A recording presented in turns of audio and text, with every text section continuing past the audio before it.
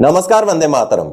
दोस्तों, स्वागत है आप सबका सैनिक पाठशाला में। आज के इस वीडियो में दो विषयों पे बात करेंगे दोस्तों, बजट के बारे में और साथ ही साथ जनवरी 2026 से बढ़ने वाला डीएडीआर के बारे में। पिछले 2 दिनों से तबीयत ठीक ना होने की वजह से आप सबके पास नहीं आ पाया था मैं, लेकिन अब थोड़ा सा बेटर फील कर रहा हूं, इसलिए आ गया हूं दोस्तों। आज के इस वीडियो में बात करेंगे 2026-27 का जो बजट आया है, उस बजट में हमारे लिए, कर्मचारियों, पेंशनर्स के लिए क्या है, या तो फिर बजट के लागू हो जाने के बाद क्या चीजें सस्ती होंगी, क्या चीजें महंगी होंगी, इसके बारे में जानेंगे दोस्तों। इसके साथ ही साथ एआईसीपीआईएन के आंकड़े दिसंबर महीने तक के जारी कर दिए गए हैं, तो ऐसे में अब जनवरी 2026 से हमारा डीएडीआर कितना होगा वो पक्का हो गया, फिक्स हो गया है। जो डीएडीआर कहीं ना कहीं आने वाले समय में 8वें पे कमीशन के लिहाज से भी यह आंकड़ा अहम है। तो आज आपको कैलकुलेशन करके समझाऊंगा कि जनवरी 2026 से हमें कितना डीएडीआर मिलेगा, कितना परसेंट मिलेगा, और इस डीएडीआर के लागू हो जाने के बाद आगे जब तक 8वां पे कमीशन नहीं आता है तब तक आपका पेंशन में कितने की बढ़ोतरी होगी, वो भी आगे आज के इस वीडियो में बाकायदा आपको कैलकुलेशन और चार्ट के जरिए समझाऊंगा। तो चलिए आगे बढ़ेंगे दोस्तों। लेकिन आगे बढ़ने से पहले हमेशा की तरह, अगर सैनिक पाठशाला चैनल का वीडियो आप पहली बार देख रहे हैं या अभी तक चैनल को सब्सक्राइब नहीं किया है, तो चैनल के साथ जुड़े रहने के लिए, इसका हिस्सा बने रहने के लिए और आपसे जुड़ी हुई भरोसेमंद ऑथेंटिक जानकारी आप पाते रहने के लिए चैनल को जरूर सब्सक्राइब करें। चलिए सबसे पहले दोस्तों, डीए फ्रॉम 1 जनवरी 2026 कैलकुलेशन। जी हाँ, 1 जनवरी 2026 से डीए कितना होगा उसका लाइव आपको कैलकुलेशन समझाऊंगा। इसके लिए हमें जरूरत है जनवरी 2025 से दिसंबर 2025 तक के एआईसीपीआईएन के आंकड़े जो सामने आ चुके हैं। जी हां, आप अगर यहां देखेंगे तो जनवरी 2025 से लेके आगे फरवरी, मार्च, अप्रैल, मई, जून सभी के जो है आगे दिसंबर तक के आंकड़े आ चुके हैं। अब दिसंबर के जो आंकड़े आए हैं ये सामने आप देखिए, ये लेबर मिनिस्ट्री ने आंकड़े सामने रखे हैं, यानी कि जो दिसंबर महीने के एआईसीपीआईएन का आंकड़े हैं ये वही आंकड़े हैं। और आंकड़े नवंबर में जितने थे 148.2, उतने ही आंकड़े दिसंबर के महीने में निकले हैं।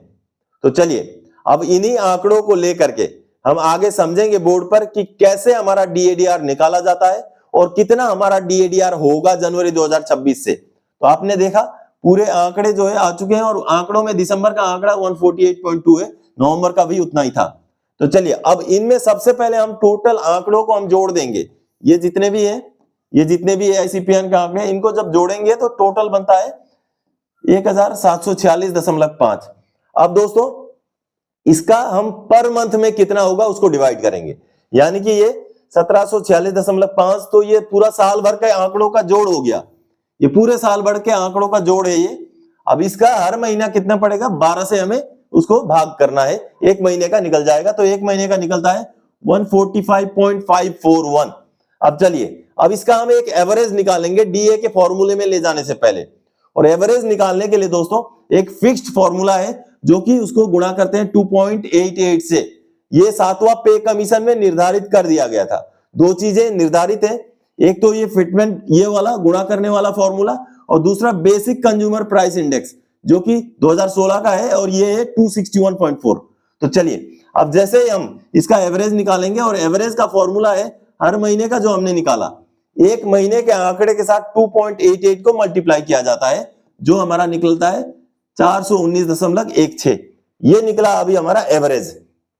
अब डीएडीआर कैसे निकलता है, अब डीएडीआर का ये फॉर्मूला, डीएडीआर निकालने का फॉर्मूला ये है एवरेज माइनस बीसीपीआई, यानी कि बेसिक कंज्यूमर प्राइस इंडेक्स 261.4।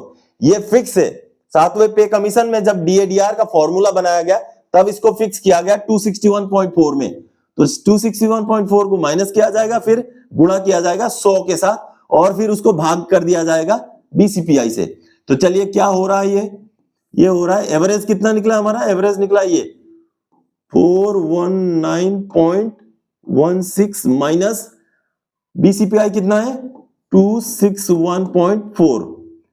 इसको किससे गुणा किया जाएगा, 100 से, और भाग किससे किया जाएगा, इसी से 261.4 से। अब ये आंकड़ा कितना बनता है दोस्तों, ये आंकड़ा बनता है, अगर इससे अगर इसको आप माइनस कर दें तो 157.76 और इंटू 100 डिवाइडेड बाई 261.4। तो ये जो आंकड़ा निकल रहा है, ये आंकड़ा निकल रहा है 776 डिवाइडेड बाई 261.4 इक्वल्स टू 60.35। तो ये निकल गया हमारा डीएडीआर का आंकड़ा। जनवरी 2026 से हमें डीएडीआर कितना मिलेगा? 60.35, यानी कि 60% आप गांठ बांध लीजिए। अब इसके हिसाब से आपका पेंशन में कितना इजाफा होगा वो आखिर में आपको एक टेबल दिखाऊंगा, एक चार्ट दिखाऊंगा। तो आपने अभी समझा दोस्तों कि डीएडीआर को कैसे निकाला जाता है, पूरा फॉर्मूले के साथ मैंने आपको समझा दिया। चलिए अब आगे बढ़ते हैं, अगली जानकारी। बजट 2026-27 जो है पेश हो चुका है। इस बजट में क्या है खास? भारत सरकार के वित्त मंत्रालय से बजट की जो मूल बातें हैं उसको भी प्रेस नोट के जरिए सामने रख दिया गया, वो भी आगे देखेंगे। 8वें वेतन आयोग की अंतरिम राहत का बजट में क्या जिक्र हुआ? क्या ऐसा कुछ है बजट में? उसके आगे टैक्स में छूट को लेकर के क्या फैसला लिया गया? उसके साथ ही साथ क्या क्या हुई सस्ती और क्या क्या हुई महंगी? चलिए सबसे पहले तो मैं आपको क्या क्या सस्ती हुई, क्या क्या महंगी हुई वो बता दूं, क्योंकि कुछ टैक्सेस में छूट दी गई है, कस्टम ड्यूटीज में छूट दी गई है, जिस वजह से कैंसर, शुगर के बीमारी के जो दवाइयां हैं वो सस्ती हो गई हैं। इसके साथ ही साथ सोलर एनर्जी से जुड़े हुए जो भी उत्पाद हैं, जो भी सामान है, वो भी सस्ते हो गए हैं।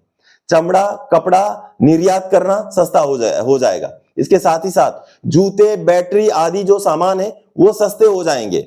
साथ ही साथ दोस्तों माइक्रोवेव ओवन जैसी चीजें सस्ती हो जाएंगी, लेकिन कुछ चीजों में जो है ज्यादा कीमत हो जाएगा, और वो है खनिज पदार्थ।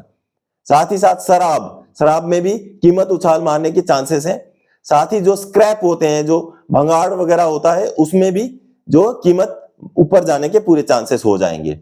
तो ये तो रहा क्या सस्ती क्या महंगी। अब चलिए जो वित्त मंत्रालय ने जो बजट सामने रखा है कि बजट में मूल बातें क्या क्या है उसको देखते हैं। दोस्तों वित्त मंत्रालय ने 2026-27 वर्ष का जो केंद्रीय बजट है उसकी मूल बातों को सामने रख दिया है। ये प्रेस नोट है वित्त मंत्रालय का, जो आज का, ये अभी थोड़ी देर पहले का, जिसमें वित्त मंत्रालय ने 2026-27 के बजट में क्या क्या प्रावधान है, क्या क्या मूल बातें हैं, कहां कहां खर्चा किया गया, उसका यहाँ पर ब्यौरा दिया है। केंद्रीय वित्त और कॉर्पोरेट कार्य मंत्री श्रीमती निर्मला सीतारमण ने आज संसद में वर्ष 2026-27 के लिए केंद्रीय बजट प्रस्तुत किया। बजट की मुख्य बातें इस प्रकार रही। तो कुल मिलाकर के 3 कर्तव्यों पर बजट को बांटा गया। पहला कर्तव्य आप देख पा रहे हैं, उत्पादकता और प्रतिस्पर्धा बढ़ाने तथा वैश्विक उथल पुथल के परिदृश्य में लचीलापन लाकर आर्थिक विकास को तेज करना और उसकी गति बनाए रखना। दूसरा कर्तव्य है भारत की समृद्धि के पथ में सशक्त साझेदार बनाने के लिए लोगों की आकांक्षाएं पूरी करना और उनकी क्षमता बढ़ाना। और तीसरी जो कर्तव्य है दोस्तों, वो है सरकार की सबका साथ सबका विकास के दृष्टिकोण के अनुकूल यह सुनिश्चित करना कि सार्थक भागीदारी के लिए प्रत्येक परिवार, समुदाय और क्षेत्र की संसाधनों, सुविधाओं और अवसरों तक पहुंच उपलब्ध हो। बजट अनुमान दिया गया है। फिर आगे देखिए कहां कहां क्या खर्चा होगा वो यहाँ पर डिटेल दिया गया है। वस्त्र क्षेत्र में, यानी कि जो क्लोथिंग है, जो कपड़े हैं, उस क्षेत्र में एकीकृत कार्यक्रम की घोषणा की गई है। इसी तरीके से लीगेसी उद्योग समूहों के पुनरुद्धार की योजना जो है बनाई गई है इस बजट में। यानी कि पुराने जो औद्योगिक जो लीगेसी वाले उद्योग होते हैं उनको फिर से जीवित करने का भी बजट में प्रावधान रखा गया है।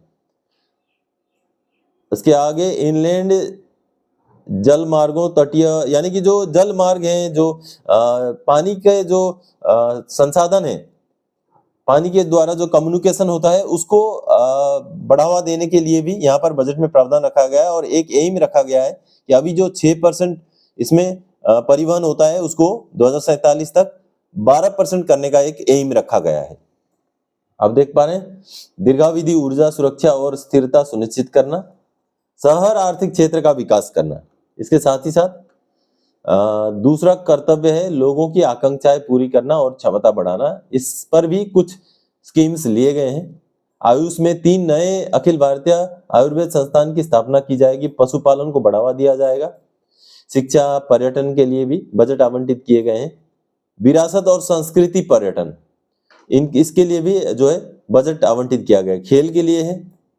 उच्च मूल्य कृषि, सरकार उच्च मूल्य कृषि जैसे कि काजू होते हैं, चंदन होते हैं, कोको होता है, इन जो कृषि में इनका मूल्य बहुत अच्छा खासा होता है, तो इसमें इसके लिए भी बजट प्रावधान जो है रखा गया है। सरकार इसके लिए भी खर्चा करने जा रही है। भारत विस्तार, मानसिक स्वास्थ्य और ट्रॉमा केयर के लिए भी प्रतिबद्धता है। 16वां वित्त आयोग को लागू करते हुए 2026-27 के लिए राज्यों के लिए 1.4 लाख करोड़ रुपए उपलब्ध कराए जाएंगे। ये बड़ी बात है दोस्तों, राज्यों को अब जो है वित्तीय सहायता देने के लिए प्रावधान रखा गया है। जीवन जीने की सुगमता के लिए टीसीएस को तार्किक बनाना। सहकारिता भारत के विकास इंजन के रूप में आईटी क्षेत्र को सहायता, आईटी क्षेत्रों को भी सहायता देने की बात इस बजट में कही गई है।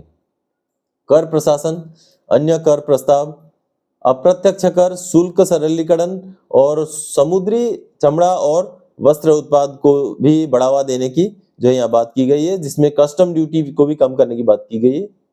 ऊर्जा संक्रमण एवं सुरक्षा, न्यूक्लियर पावर, महत्वपूर्ण खनिज, इनका दोस्तों महत्वपूर्ण खनिज, न्यूक्लियर पावर जैसी चीजों में कीमतें बढ़ने के चांसेस हैं। आप देखेंगे यहाँ महत्वपूर्ण खनिज, जैसे महत्वपूर्ण खनिजों के प्रसंस्करण के लिए आवश्यक पूंजीगत सामग्रियों को आयात के लिए मूलभूत सीमा शुल्क में छूट दी जाएगी। इसके साथ ही साथ असैनिक एवं रक्षा विमानन, इलेक्ट्रॉनिक्स, विशेष आर्थिक क्षेत्र, जीवन की सुगमता, सीमा शुल्क सरलीकरण, विश्वास आधारित प्रणालियां, व्यापार सुगमता, निर्यात के नए अवसर। बस अब देखिए यहाँ कहीं भी जो केंद्र के कर्मचारी या पेंशनर्स का जिक्र नहीं है। जो 8वां पे कमीशन के लिए अंतरिम राहत की मांग की गई है उसका कोई भी जिक्र नहीं है। ना ही 18 महीने का डीएडीआर का कुछ हिंट भी नहीं है कि पुराना बकाया देने के लिए कुछ आवंटित किया गया हो पैसा, ऐसा कुछ भी नहीं है। तो कहने का मतलब है, अगर हम सरकारी कर्मचारी और पेंशनर्स के लिहाज से इस बजट को देखें तो बजट कहीं ना कहीं सरकारी कर्मचारी और पेंशनर्स की अपेक्षाओं में खरा नहीं उतर रहा है। तो आप सबने देखा दोस्तों, अगर सरकारी कर्मचारी और पेंशनर के लिहाज से इस बजट को देखा जाए तो बजट में सरकारी कर्मचारी और पेंशनर्स का कुछ खास ध्यान नहीं रखा गया है। कुछ भी ऐसा अलग से प्रावधान 8वें पे कमीशन को लेके भी नहीं है। तो ऐसे में यह बजट कर्मचारी और पेंशनर्स के लिए तो निराशाजनक ही रहने वाला है दोस्तों।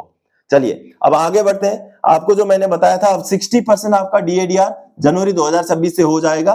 तो इसको लागू होते ही आपके खाते में कितना पेंशन आएगा उसका टेबल देखते हैं दोस्तों। अब जनवरी 2026 से हमें डीएडीआर 60% के हिसाब से मिलना तय हो गया है, क्योंकि इसके दिसंबर तक के आंकड़े आ चुके हैं। तो इन आंकड़ों के बेस पर आपने अभी थोड़ी देर पहले बोर्ड में समझा कि कैसे अब हमारा डीएडीआर 60% हो जाएगा। तो अब जैसे 60% हो जाएगा, वर्तमान में जो 58% के हिसाब से आपको कितना पेंशन मिल रहा था और 60% होते ही आपका पेंशन कितना हो जाएगा, उसी का टेबल आप सामने देख पा रहे हैं। जैसे कि आप देख पा रहे हैं, पेंशन आफ्टर 60% डीए इंक्रीज, ये यहाँ देखिए। अगर मैं एग्जांपल के तौर पे समझाऊं तो एक सिपाही 15 साल लेंथ ऑफ सर्विस का आज के डेट में बेसिक पेंशन 20,325 है। उनको 58% डीआर के लगा करके 32,114 पेंशन मिल रहा है, जो अब 60% डीए लगते ही 32,520 हो जाएगा। तो उसी हिसाब से ordinary family pension normal rate की बात करें तो इन्हीं के रैंक और लेंथ ऑफ सर्विस के पेंशनर का 12,195 जिनका बेसिक पेंशन है, उनको आज खाते में अब के डेट में 19,268 मिल रहा है, जो बढ़ के 19,512 हो जाएगा। बढ़ोतरी बहुत खास नहीं है, 2% की बढ़ोतरी है। इसलिए जो भी अमाउंट आप देख पा रहे हैं, और एक एग्जांपल आपको दे देता हूं।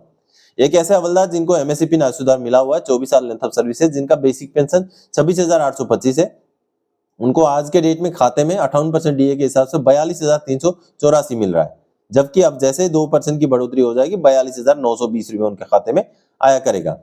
यहाँ पर महत्वपूर्ण ये है, टोटल पेंशन में से आपका अगर ग्रेजुएट कम्यूटेशन कटता है तो